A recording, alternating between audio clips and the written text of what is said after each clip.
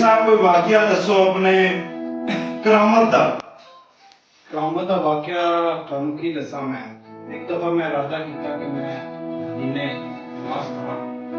मैं कुर्बान कीतियां मदीने बैठा किथे हैं और मैं मदीने गया। ओह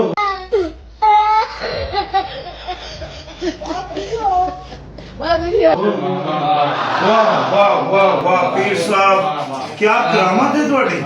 वाह नमाज पढ़ी मदीने नमाज पढ़ी फिर अखां खोलियां ते मैं ਤੁਹਾਡੇ ਨਾਲ। क्या बात है पीर साहब क्या बात है क्या करामत है पीर साहब माशाल्लाह ਤੁਹਾਡੀ बड़ी बड़ी करामतां सुनियां ने। कोई वाकया होर दसो ताकि साडे अकीदत होर वधे ਤੁਹਾਡੇ वास्ते। ਤੁਸੀਂ ਤੇ माशाल्लाह बड़े पहुंचे पीर ਹੈਗੇ ਹੋ।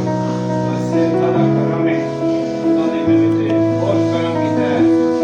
मैनू सारा पता होंदा पीछे की हो रहा है, जिस बारे में नजर रखनी है, जिसके बारे इलम रखना है वो मैनू इलम आ जाता है। यानी कि ਤੁਸੀਂ ਸਭ ਚੀਜ਼ਾਂ ਜਾਣਦੇ ਹੋ ਕਿ ਪਿੱਛੇ ਕੀ ਹੈਗਾ ਕਿਉਂ ਕੌਣ ਕੀ ਹੋਣ ਵਾਲਾ ਹੈ ਸਭ ਜਾਣਦੇ ਹੋ। बस अल्लाह के हुक्म के नाल अल्लाह के हुक्म नाल सब पता है। वाह क्या बात है क्या बात है करामत है पीर साहब की करामत है की। वाह क्या बात है। रोटी वगैरह का इंतजाम करो पीर साहब जी जल्द तो जल्द आओ भाई रोटी का इंतजाम करो पीर साहब वास्ते।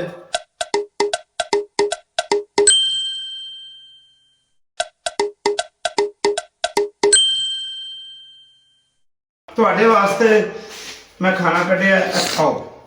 बोल पीर साहब खाओ नू। कोई बोटी शोटी नहीं पाई ਇਹਦੇ ਚ। पीर साहब बोटी नहीं पाई। नजर नहीं आ रही कोई। पीर साहब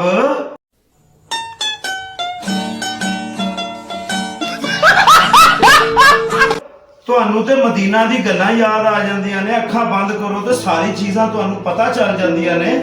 ਇਹ ਪਲੇਟ ਦੇ ਵਿੱਚ ਚਾਵਲਾਂ ਦੇ ਥੱਲੇ ਬੋਟੀਆਂ ਹੈਗੀਆਂ ਨੇ ਇਹ ਤੁਹਾਨੂੰ ਨਹੀਂ ਪਤਾ ਚੱਲਿਆ। ਚਾਵਲਾਂ ਦੇ ਥੱਲੇ ਹਾਂਜੀ ਇਹ ਚਾਵਲਾਂ ਦੇ ਥੱਲੇ ਬੋਟੀਆਂ ਨੇ ਜਿਹੜੀ ਤੁਹਾਨੂੰ ਨਹੀਂ ਪਤਾ ਚੱਲੀਆਂ। ਕਾਦੇ ਪੀਰ ਹੈਗੇ ਫੜੋ ਇਹਨੂੰ ਪੀਰ ਨੂੰ।